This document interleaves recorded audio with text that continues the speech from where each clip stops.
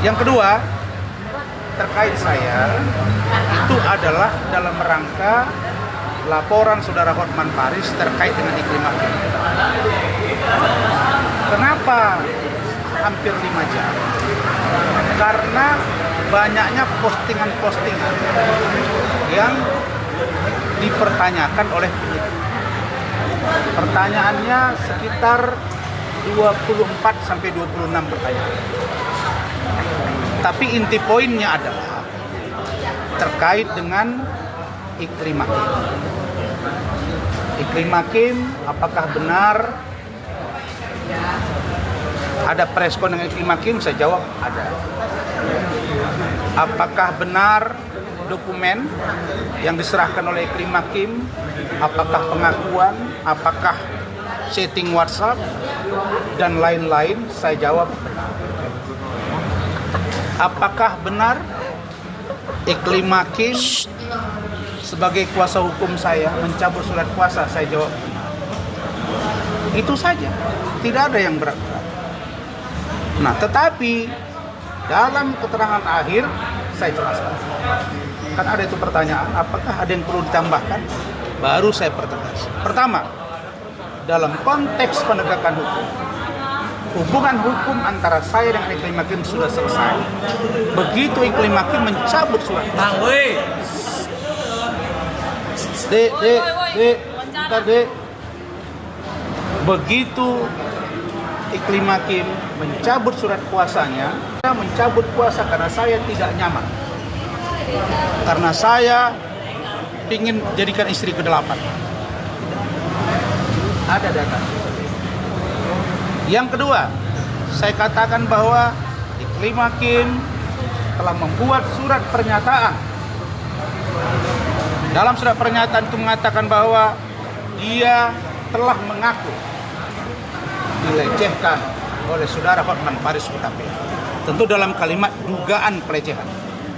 Jadi kalau iklim hakim mengatakan bahwa dia tidak pernah mengatakan dilecehkan, itu hanya kata-kata saya sebagai seorang lawyer, itu kebohongan yang nyata dan dapat diproses hukum.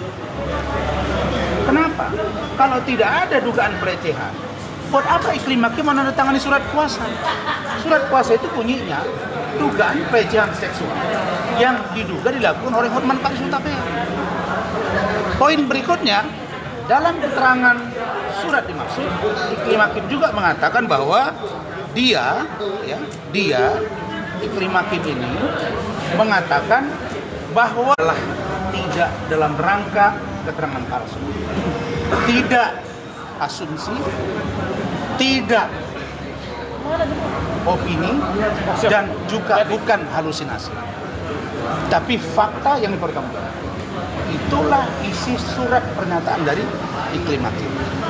Maka berdasarkan surat pencabutan kuasa, berdasarkan surat kuasa yang menyatakan ada dugaan pelecehan, berdasarkan surat pernyataan keterangan, dan berdasarkan undang-undang Advokat nomor 18 tahun 2003, pasal 16, 17, dan 18, dan putusan Mahkamah Konstitusi, maka nomor 26 tahun 2013, maka tidak dapat seorang lawyer dituntut dalam atau di luar pengadilan ketika dalam melakukan pembelaan hukum terhadap klien.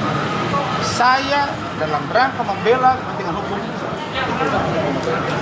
Yang kedua, seorang lawyer atau advokat terkait ini, karena ini sudah selesai dan urusan Kim dengan saya sudah selesai, dan juga kalian bisa lihat bagaimana ceritanya urusan iklim hakim sekarang. Saya sangat bahagia juga dan senang ya, Kim tinggal di tempat yang nyaman, yang enak. Terus Kim sekarang enjoy berteman dengan teman-temannya, dengan ke saya, apalagi dengan urusan yang lain. Nah, karena itu maka iklim hakim, kalau kau sudah berdamai, syukur alhamdulillah, saya senang.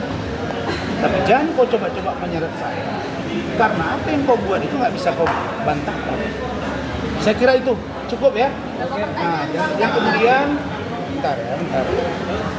Saya mohon maaf, saya tidak lagi Ezi WA, Eki WA, teman-teman yang lain WA, saya ke depan tidak lagi terlalu sering membuat statement lagi.